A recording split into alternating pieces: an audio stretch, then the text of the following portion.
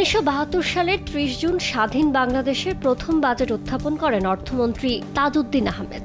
786 কোটি টাকার এই বাজেটে ভর করেই উন্নয়নের পথে যাত্রা শুরু হয় যুদ্ধ বিধ্বস্ত সোনার বাংলার।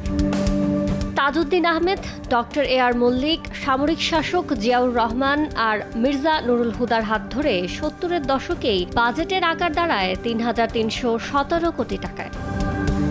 80-র দশকে এম সাইফুর রহমান, আবুল মাল, আব্দুল মুহিত, এম সাইদুজ্জামান, এম.এ. মুনিম আর ডক্টর ওয়াহিদুল হকের হাতে 12,960 কোটি টাকায় দাঁড়ায় বাজেটের আকার। বেগম খালেদা জিয়ার প্রথম দফার শাসন আমলে টানা 5 বার বাজেট উত্থাপন করেন অর্থমন্ত্রী এম সাইফুর রহমান। তার হাত ধরে বাজেটের আকার 23,000 কোটি টাকা ছাড়ায়। 1996 সালের 20 জুন অন্তর্বর্তীকালীন বাজেট ঘোষণা করেন বরেণ্য অর্থনীতিবিদ ডক্টর ওয়াহিদউদ্দিন মাহমুদ। কয়েকদিন পর শেখ হাসিনা সরকারের প্রথম বাজেট নিয়ে হাজির হন অর্থমন্ত্রী শাহ এ.এম.এস. কিবরিয়া। তার হাত ধরে 1999 সালের 10 জুন বাজেটের আকার 36,178 কোটি টাকা হয়।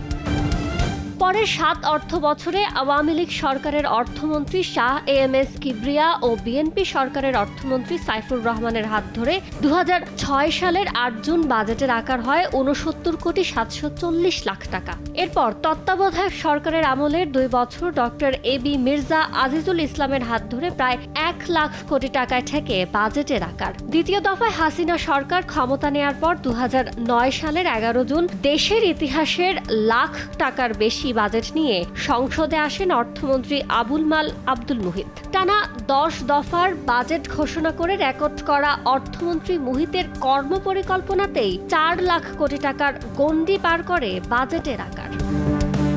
এরপর টানা 5 দফা বাজেট ঘোষণা করেন অর্থমন্ত্রী আ.হ.ম. মুস্তফা কামাল। তার হাতে বাজেটের আকার ছাড়া 7.5 লাখ কোটি টাকার গণ্ডি। তারপর গেল বছর 6 জুন 7,97,000 কোটি টাকার বাজেট ঘোষণা করেন অর্থমন্ত্রী আবুল হাসান মাহমুদ আলী।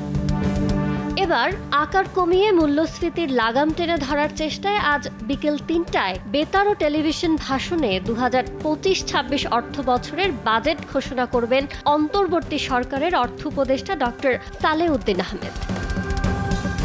ইয়ানুর শিফাত, সময় সংবাদ, ঢাকা।